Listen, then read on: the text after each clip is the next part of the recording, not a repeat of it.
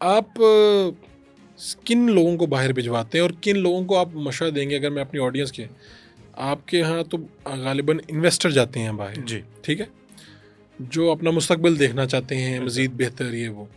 लेकिन आप वैसे बताएं कि सऊदी अरब की जितनी तबलीग आप कर रहे हैं, तबलीग इसे अच्छे मानों में कह रहा हूँ, बिल्कुल सही। तो वैसे इसे ब्रॉडर वे में देखें तो किन किन लोगों को चले जाना चाहिए वहाँ पे? और मैं तो इस हक में हूँ कि जहाँ आपका मुस्तकबिल हो आपको जाना चाहिए। अच्छा, फ़र्क भाई, एक तो पहले मैं चीज़ ये क्लियर कर दूं कि मैं वीज़ा एजेंट नहीं हूँ। भेजने से हमारी या आपकी इस हाँ, गुफ्तगू का बिल्कुल कतई ये अच्छा मतलब अच्छा नहीं है अच्छा। कि मैं किसी आप को इन्वेस्टर्स को वीज़ा दे के गाइड करते हैं। वीज़ा दे के भेज रहा हूँ। हाँ, हाँ, हम भेजते हैं इस कॉन्टेक्स्ट में कि जो सऊदी अरेबिया में बतौर इन्वेस्टर जा जी रहा है, बिल्कुल हम बिल्कुल। उनको फैसिलिटेट करते हैं। तो visa is entirely a different thing. तो जो इन्वेस्टमेंट की लाइसेंसिंग है वो इज़ अ डिफरेंट थिंग। ठीक है। दूसरी जो आप बात कर रहे हैं कि जहाँ पे मुस्तकबिल अच्छा हो वहाँ पे जाना चाहिए, यस, मैं इसके लिए एग्जांपल ये कोट करता हूँ कि आदमी कोई रुख नहीं है, रुख मतलब दरख्त, कि एक जगह पे अब उग गया तो यहीं पे सारी ज़िंदगी गुजारनी है। बंदा जो है ना, खुदा की ज़मीन है, जहाँ पे रिज़्क मिलता है निकल जाना चाहिए, कट लेना चाहिए। बिल्कुल। तो यही है। और दूसरा जो है कंफर्ट जोन वाली अगेन बात आती है। तीसरा, अगर इसका सिर्फ इन्वेस्टर का पर्सपेक्टिव देखें और सऊदी तबलीग जो आप कह रहे हैं, तो इस टाइम पे सऊदी अरेबिया जैसी इकानमी आपको पूरी दुनिया में नहीं मिलेगी जो एटलीस्ट एज अ पाकिस्तानी हमारे लिए एक्सेसिबल है। अब पाकिस्तानी, आपको पता ही जो वीज़ों की सिचुएशन है, जो वीज़ों की रेशो है, उसके बाद हमारे पास जो एक इलीट ऑप्शन बचता है ना, I would call Saudi Arabian elite option. अभी तो ये सिचुएशन है कि आप दुबई भी वीज़े नहीं देता, वेस्ट को छोड़ दें, यूरोप ऑस्ट्रेलिया नहीं, वगैरह वहाँ छोड़ तो दें, बहुत ही मुश्किल काम हुआ वहाँ हुआ है। पे बहुत मुश्किल तो है। आप कह रहे हैं तो पाकिस्तानियों के पास जो ऑप्शन है और सबसे बेहतरीन ऑप्शन है, जो एलीट ऑप्शन कहाँ? एलीट ऑप्शन, जो एलीट ऑप्शन है इस टाइम पे, वो सऊदी अरेबिया है। और दूसरी चीज़ ये है कि इस टाइम पे अगर आप एक लफ्ज़ में मुझसे सुनेंगे कि क्यों सऊदी अरेबिया, तो मैं कहूँगा टाइमिंग। टाइमिंग क्यों है? टाइमिंग, मैं ये ज़रा इसको थोड़ा एक्सप्लेन करें। ठीक है। टाइमिंग इस वजह से कि एक तो सऊदी अरेबिया ने वीएन 2030 स्टार्ट किया, उसके बाद उन्होंने जो फॉरेन इन्वेस्टर्स को लेके पॉलिसीज़ थी वो यकसर बदल दी। हम बतौर कंसल्टेंट हर रोज़ हमें एक नई अपडेट मिलती है कि आज सिस्टम में ये चेंज आ गया, आज सिस्टम में ये कानून बदल गया, आज ये चीज़ें इस तरह हो रही हैं। एक चीज़ ये है। दूसरी, वीएन 2030 को लेके उस मैसिव स्केल के वहाँ पे अपॉर्चुनिटीज़ हैं in construction, in tourism, in learning and development, research and development, कि उसका आप जिस इंडस्ट्री को मर्जी उठा लें इस टाइम पे आपको on top of that Saudi Arabia ही मिलेगा। ठीक है। अब इस टाइम पे एक मुहावरतन कोट किया जाता है कि इतनी क्रेनें पूरी दुनिया में नहीं है जितनी क्रेनें सिर्फ सऊदी अरेबिया में। मीन्स कि कंस्ट्रक्शन उस स्केल की हो रही है वहाँ पे। तो अल्टीमेटली जहाँ पे इस स्केल की कंस्ट्रक्शन होती है फिर उस इंफ्रास्ट्रक्चर का ट्रिकल डाउन इफेक्ट आता है। और दूसरा, जो गवर्नमेंट खुद इस मैसिव स्केल पे काम करती है, एक गवर्नमेंट का वहाँ पे गवर्नमेंट फंडेड एक फंड है, PIF, public investment fund. This is one of the largest public investment fund जिसका एस्टिमेटेड वैल्यू जो है वो बेल्जियम, नॉर्वे, स्वीडन वगैरह इन मुल्कों की सालाना इकानमी से भी ज़्यादा है। ओहो। और ये वो फंड है जो बैक करता है जितने भी मेजर प्रोजेक्ट्स हैं, जैसे गिदिया वगैरह है। गिदिया एक एंटरटेनमेंट सिटी है। अगेन, अब कितना मैसिव है कि Qiddiya is the largest entertainment city ever built on this earth. तो जो भी हम बात करते हैं ना, तो वो हम कहते हैं कि लार्जेस्ट, बिगेस्ट। वहाँ पे जो भी हो रहा है सऊदी अरेबिया में वो ग्रैंड स्केल पे हो रहा है। तो जब ग्रैंड स्केल पे चीज़ें होती हैं तो उनका ट्रिकल डाउन इफेक्ट जो है ना, वो इसीलिए आप कह रहे हैं कि ये टाइम बहुत ही अहम है। This is the time. और ये वो टाइम है जब सिचुएशन नहीं।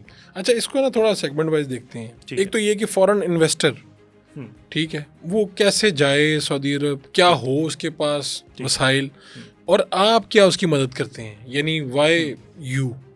ठीक है। जो एक फॉरेन इन्वेस्टर है ना, फॉरेन इन्वेस्टर हमारे पास दो तरह का है। एक वो है जो ऑलरेडी सऊदी अरेबिया में बैठा है, वो इकामा पे है, कहीं पे जॉब कर रहा है, या वो ऑलरेडी कफील के नाम पे बिजनेस। अच्छा, ये कफील वाली भी कन्फ्यूजन वो भी दूर करनी है क्या? जी। अब क्या चेंजिंग्स आई हैं? क्योंकि सऊदी अरब, हमारे सबसे ज़्यादा आबादी हमारी सऊदी अरब में काम कर रही है। सबसे बड़ा मसला ये होता था यार, कोई कफील है, फिर वाक़यात हो जाते थे चीज़ें। तो अब ये सिस्टम कहाँ पे खड़ा है, ये भी साथ में एक्सप्लेन कीजिएगा। ठीक है। मेरे ख्याल कफील को फिर पहले कर देते हैं। हाँ जी। कफील का अब सिस्टम एग्जिस्ट ही नहीं करता।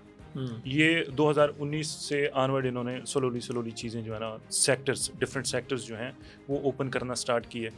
अब इस टाइम पे अप्रॉक्सीमेटली 95% जो इकानमी है वो ओपन है फॉरेन इन्वेस्टर्स। यानी आपको किसी वहाँ के मुकामी फर्द की ज़रूरत नहीं है कारोबार करने के लिए? नहीं है, बिल्कुल नहीं है। ठीक एग्जैक्टली है। जो इसका जो टेक्निकल टर्म्स में अगर मैं आपको बताऊँ ना, तो वहाँ पे रिक्वायरमेंट है आपके पास एक कंपनी होनी चाहिए किसी दूसरे कंट्री में, ABC कंट्री में। जैसे एक पाकिस्तानी इन्वेस्टर होगा एग्जाम्पल, ये आप कैसे करें, इसके लिए हाँ। स्टार्ट से बताएं।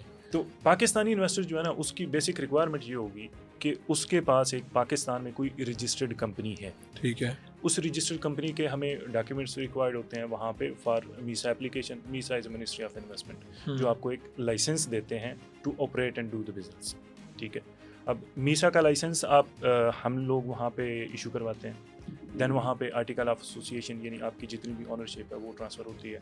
जितने भी आपने वहाँ पे मुदीरान यानी मैनेजर्स अगर कोई हायर करने हैं, किसी को अथॉरिटी डेलीगेट करनी है, कुछ भी करना है, तो वो सारे आपके उन आर्टिकल्स में आ गए। उसके बाद फाइनली आपकी कमर्शियल रजिस्ट्रेशन इशू होती है। कमर्शियल रजिस्ट्रेशन आम ज़बान में सिजल कहते हैं, वहाँ पे CR कहते हैं, या कमर्शियल रजिस्ट्रेशन। उसका मतलब ये है that is a simple certificate कि आप ये काम अंडर दिस नेम आप काम कर सकते हैं सऊदी अरेबिया। ये सारे काम आप करवा देते हैं, यानी ये CR जो बता रहे हैं और मीसा बता रहे हैं, ये सब आपकी कंपनी करवा देती है? हाँ जी, ये सारा एंड टू एंड जो क्लाइंट को हम सपोर्ट करते हैं, जो एक क्लाइंट जिसके पास कोई बिजनेस आइडिया है, जिसको ये लगता है कि Saudi Arabia is the right market for me, किसी भी बिजनेस के लिए वो जाता है, तो वो हमारे पास आता है एंड ही टेल्स कि मेरा ये बिजनेस आइडिया है, मैं वहाँ पे for example Bakala general store बना रहा है। अब जो शख्स यहाँ पर है, काम करना चाहता है, कितने पैसे हों तो वो वहाँ जाके अपनी कंपनी ओपन कर सकता है? क्या वसाइल होने चाहिए? ये एक बड़ा सब्जेक्टिव सा क्वेश्चन है कि हाँ, लेकिन एक रैंडम अंदाजा लोगों को हो जाए कि रैंडम एक आइडिया मैं दे देता हूँ, और idea I would be talking to masses कि एक जो middle class mid tier business है, हम उसकी बात करेंगे। उसमें हमारा रफली 25,000 रियाल जो है वो एक्सपेंस निकल जाता है लाइसेंसिंग पे। ठीक है, गवर्नमेंट की फीस है, लाइसेंसिंग है, consultancy, legal charges, this that मिला जुला के। उसके बाद अगर हम कोई छोटे स्केल का, जिस तरह हमारे यहाँ ढाबा रेस्टोरेंट्स होते हैं, इस स्केल का अगर कोई रेस्टोरेंट बनाते हैं तो that would cost around 150K, 1.5 lakh riyal. Construction company वगैरह या उस साइड पे जाते हैं, वो ऑब्वियसली सर्विस बिजनेस है, तो उसमें लंबा चौड़ा इतना एक्सपेंस हमारा नहीं होता अदर देन आपकी जो मार्केटिंग है उसके, क्योंकि इक्विपमेंट वगैरह या जो भी चीज़ें हैं वो ऑब्वियसली आपने इनिशियली रेंट आउट करनी होती हैं, तो वो आपका जगह आपने बाय कर ली या ऑफिस लीज पे ले लिया, जितनी भी चीज़ें हैं वो आपकी अराउंड 30,000 35,000 इनिशियल आपका कोई भी सर्विस बेस्ड जो बिज़नेस है वो स्टार्ट हो सकता है। देन आपकी जो ज़्यादा बिजनेसमैन जो जा रहा है वो बकाला वगैरह या उस साइड पे जाते हैं। बकाला अगेन डिपेंड करेगा कि आप अल्फते बना रहे हैं या जनरल स्टोर को गली का बना रहे हैं, तो उसके ऊपर है। फिर उसके वैसे जो मेन लाइसेंस लेने की फ़ी वगैरह वो आपने क्या कितनी 25,000 के ऊपर नीचे डिपेंड करेगा कि आप फॉर एग्जांपल मेरे पास आते हैं तो मैं आपको 25,000 चार्ज करूँगा। फिर आप ये कह रहे हैं अगेन जब हमारे पास लोग आते हैं आप देखते हैं पर्सन टू पर्सन, यस, कि क्या देखते हैं, किस तरह से वैसे ये डिटरमिन कैसे करते हैं? डिटरमिन ये और रूटीन में आपके पास ज़्यादा लोग किस तरफ जा रहे हैं? डिटरमिन हम नहीं करते, ये क्लाइंट का अपना माइंड सेट है। हमने सिर्फ उनसे चंद क्वेश्चन पूछने हैं कि आपकी इन्वेस्टमेंट क्या है, ठीक है, आपका प्रायर एक्सपीरियंस क्या है, आपने वहाँ मार्केट को किस तरह देखते हैं। अब जनरली अगर कोई बंदा मुझसे ये पूछता है, हमने लाहौर एक सेमिनार किया तो उसमें एक मुझसे क्वेश्चन ये हुआ कि जी मैं कौन सा बिज़नेस करूं, मेरे पास 2 करोड़ अपार्ट। तो मैंने कहा मैं आपको कुछ भी नहीं बता सकता कि आप कौन सा बिज़नेस करें। रीज़न ये है कि अगर तो मैं कोई टिकटॉकर होता या मैं यूट्यूबर होता तो मैं आपको बताता कि जनाब एक गाड़ी ले लें, उसमें ये करें वो करें, वो सबको एक ही आइडिया दे देते हैं, सबको एक ही आइडिया। अब मैं तो आपको नहीं दे सकता, मैं तो आपको जानता नहीं। I need to know your profile, I need to know your budget, I need to know your expertise and experience, and more precisely I need to know कि आप सऊदी इकानमी को, सऊदी मार्केट को किस तरह देखते हैं। अब कोई बंदा मुझसे पूछेगा तो मैं कहूँगा कि हाँ जी ठीक है, construction is a booming sector, hospitality tourism is a booming sector, education या कंसल्टिंग रोल, जितने मैनेजमेंट कंसल्टिंग रोल्स हैं वो दैट्स अ बूमिंग सेक्टर। लेकिन अब मैं हर बंदे को वो नहीं बता सकता। लेकिन आपके यहाँ जो लोग आप जिनको पाकिस्तान से भिजवा रहे हैं या वहाँ पर जो मौजूद हैं सऊदीया में जी, और वो आपसे अपनी चीज़ें करवाते हैं, तो लोगों का रुझान ज़्यादा किस तरफ है, कहाँ जा रहा है? 2 तरह के बिजनेसमैन हैं।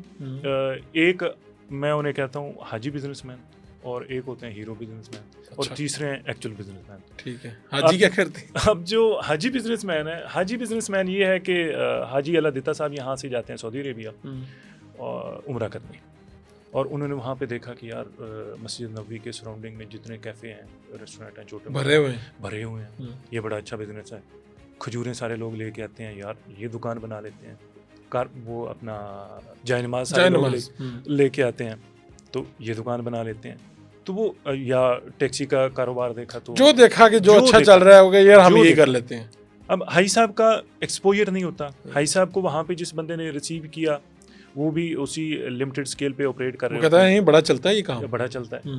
अब वो एक्सपोजर हाई साहब का भी नहीं है, जो उनके होस्ट हैं उनका भी नहीं है। वो मिलजुला के इन्हीं 3-4 कामों पे आएंगे कि मस्जिद नबवी के सराउंडिंग में वो कैफ़े बनाएंगे, टैक्सी खोलेंगे, या वो को छोटी मोटी गाड़ी किसी कंपनी के साथ लगा देंगे, ये उनका बिजनेस है। फिर एक आते हैं हीरो बिजनेसमैन। हीरो बिजनेसमैन ये होता है कि जिसको कहे कि यार बड़ा हिसाब की कर दो, और बड़ा हिसाब बताएं कि जी रेस्टोरेंट चल देने। तो रेस्टोरेंट चल देने, जिस तरह हमारे यहाँ किसी ज़माने में पिंडों में होता था कि भट्टा चलता है फलां का, फिर आगे पेट्रोल पंप चलते हैं, फिर आगे कंट्रोल शेड चलते हैं। तो ये सारे वो हीरो बिजनेस टाइप हैं, और ये मैं कभी भी किसी बंदे को रेस्टोरेंट का एट फर्स्ट गो मशवरा नहीं देता। Reason, restaurant is one of most riskiest business you will ever do. बहुत टफ है काम, बहुत टफ काम है, और जितना बाहर ये सॉफ्ट नजर आता है ना बाहर से, उतना ही मुश्किल है। जो हमारे जिन दोस्तों के यहाँ पे भी हैं, थोड़ा बहुत अंदाजा है चीज़ों में अंदर जाके, ऐसी बात नहीं है। ये वो सिर्फ हीरो बनने के चक्कर में कि हमारा रेस्टोरेंट है जी, जरा अच्छा लगता है, सोशल मीडिया पे बताने में अच्छा लगता है, रौनक लगी रहती है, रौनक लगी रहती है, एक बैठक बन जाती है, but technically it's one of the very risky and difficult. तीसरे किस्म के बिजनेसमैन, तीसरे बिजनेसमैन वो हैं जो जेन्युइन बिजनेसमैन हैं, जो जीरक, जो कीड़े होते हैं बिजनेस के, वो हैं। अब उनके आपको पहले सवाल से अंदाज़ा हो जाता है कि ये बिजनेसमैन है, हाजी है, ये हीरो है। अब जो बिजनेसमैन है ना, उसने सिंपली आपसे ये पूछना है कि यार मेरा यहाँ पे कंस्ट्रक्शन का काम है, मेरी यहाँ पे फॉर एग्जांपल राइस मिल है, मेरा यहाँ पे ट्रेडिंग का काम है, ABC चीज़ मैं ट्रेड करता हूँ, या मैं चाइना से कोई चीज़ यहाँ पे इंपोर्ट कर रहा हूँ और मैं देखता हूँ कि सऊदी अरेबिया में इस चीज़ की डिमांड है, तो मैं वहाँ पे स्टार्ट करूँ। तो यस, मैं उस चीज़ पे फिर उनको गाइड करता हूँ कि जी आपको ट्रेडिंग के लिए ये रिक्वायरमेंट है, आपके सर्विस बेस्ड अगर कोई बंदा जाना चाह रहा है तो उसकी डिफरेंट रिक्वायरमेंट है। वो उनको रिक्वायरमेंट बताते हैं, वो रिक्वायरमेंट अगर वो खुद पूरी कर सकते हैं तो फेयर इनफ वो खुद कर लेते हैं, अगर नहीं कर सकते तो मैं अपनी टीम को लगा देता हूँ कि आप इनको फैसिलिटेट करो, जो भी डॉक्यूमेंट प्रिपरेशन है पाकिस्तान से वो आप इनकी करो, उसके बाद साइमल्टेनियसली हम लोग स्टार्ट कर देते हैं सऊदी अरेबिया। तो ये सारा टोटल जो काम है दिस रफली टेक्स 45 डेज, और इसी दौरान हमारा पाकिस्तान का और सऊदी अरेबिया का काम सारा कंप्लीट हो जाता है। ठीक है, आप उनको फिर वो पूरा उनके सामने रख देते हैं कि ये है जी, अब आपको किन स्टेप्स पे आगे बढ़ना है। हाँ जी, ये उसके बाद जितना भी ऑन ग्राउंड बिजनेस है वो क्लाइंट की अपनी चॉइस है, उसका अपना बजट है, उसकी अपनी प्रेफरेंसेस हैं कि उसने क्या करना है।